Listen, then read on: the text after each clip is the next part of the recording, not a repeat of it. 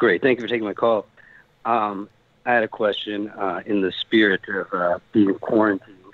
If you were quarantined with only 3 to 5 effects pedals, which would they be, as specific as possible? That's a great question. Who am I talking to here? This is Leroy. This is Leroy. Hey, Leroy, how you doing? That is a very original question, and so I'm just going to turn around. I'm going to look at the floor in my studio here, and of course there's a big bad wah, and I couldn't do without that. That just goes with me wherever I go in the world. It's an odd collection of things besides that, though. I've got a Micropog and a TC Electronics subbing up, and they're there because I've been, up until a few weeks ago, rehearsing for the upcoming tour, right before we knew for certain that things were going to get postponed.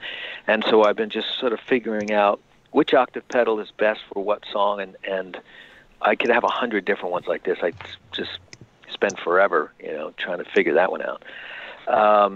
Probably a whammy pedal because they're so much fun. You can do so much with those things. They make pretty good chorus pedals and the obvious whammy effect, and they're not bad for octave generation if you don't mind the latency. And if you want to get real guitar nerd-like, it's the latency that I think is really fun.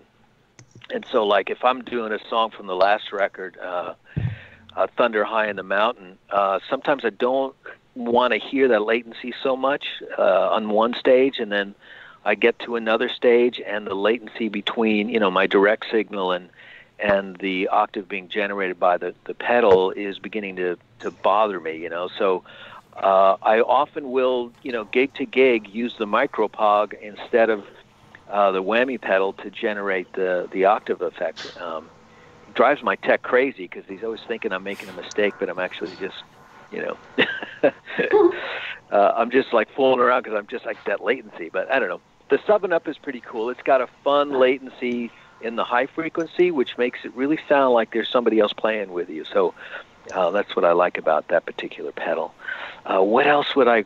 what's a really important pedal is the Reamp. John Cuniberti invented this thing called the Reamp many years ago when we were working on the Time Machine album, and we had a DI bass track and a broken microphone in front of a live bass rig, and we had to figure out a way to reamp the bass channel. Believe it or not, there was no pedal or box made to help people out who had to reamp a perfectly good DI track. And he figured it out, and he got the patent on it, and sold quite a few of those things before he eventually let Radial take over. But I have one of the original ones that he made, and that, I bring that with me to every session, every recording studio, and I use it here because I do a lot of DI recording. So even though it's not a foot pedal, I got to say it's one of those pedals.